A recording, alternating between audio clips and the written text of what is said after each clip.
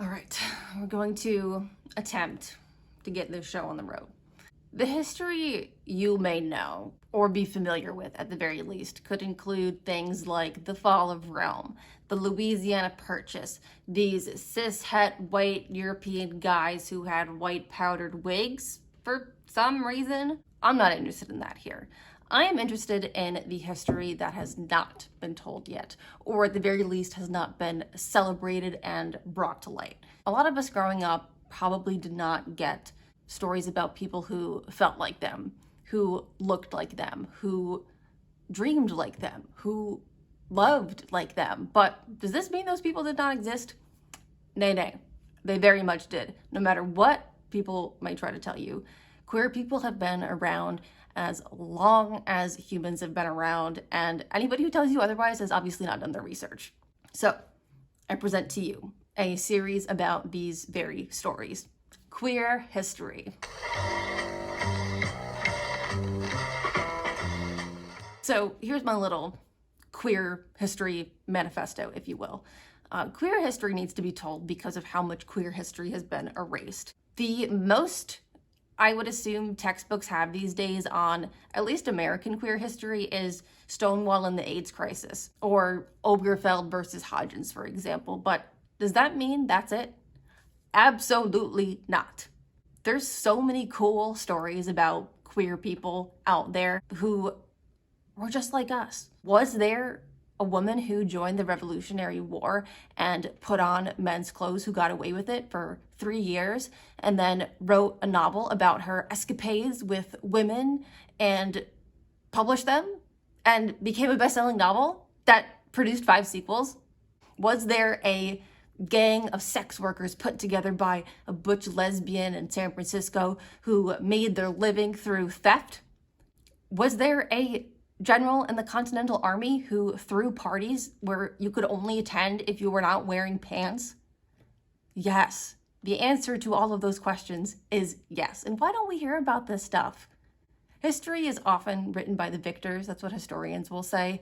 And I've unfortunately found that to be true, but it really doesn't take a little digging below the surface to find some really cool, badass people. And that is exactly what we're here to do.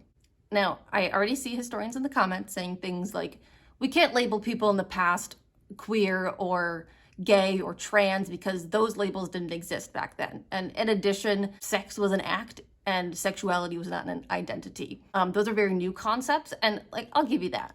But I think we can use these labels at the very least to try to relate to people from the past, because the past can teach us so much about the present and how we got here, why the world looks the way it does. To be fair, all history is speculation. A lot of the people we're going to talk about, do we have concrete, hard proof that they were gay or trans? Not necessarily, but the only reason that we have proof of heterosexual or heterosexuality and heteronormativity is because it makes babies sometimes. But we know that heterosexuality exists even if people don't make babies. All of history, to some extent, is speculation. But do not worry. I know a good historian always brings her receipts, and they will always be linked below. Old-fashioned folks, you can call those citations. Let's learn about the people that we can celebrate, who did awesome things, who were like us. And yes, we're gonna have to talk about some not so cool gay people who did the pillaging and murdering and stuff. They're not all great, but it's all gonna give us such a better understanding of practical history, honestly. I mean, learning about the Lusitania is not necessarily going to enrich your life the same way learning about past queer and gay people will. So we're going to talk about people you've probably never heard of. And we're going to talk about people that you have heard of that are actually a little fruitier than you may have originally been led to believe. I do want to say, I'm not an expert. I'm learning along with you all too. But I'm really excited about it. I'm really excited to learn.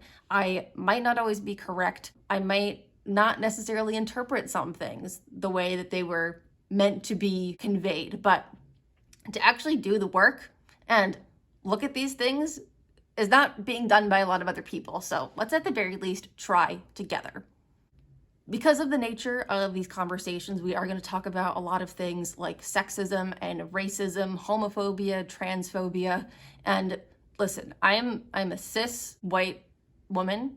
I am queer, but like I am always going to say that you should get your main information on those kinds of identities, especially race, from people who are from those communities. Of course, I'm going to talk about how people of color have contributed to the queer community, and I also am going to have to talk about how people of color were often reprimanded more harshly for their homosexuality.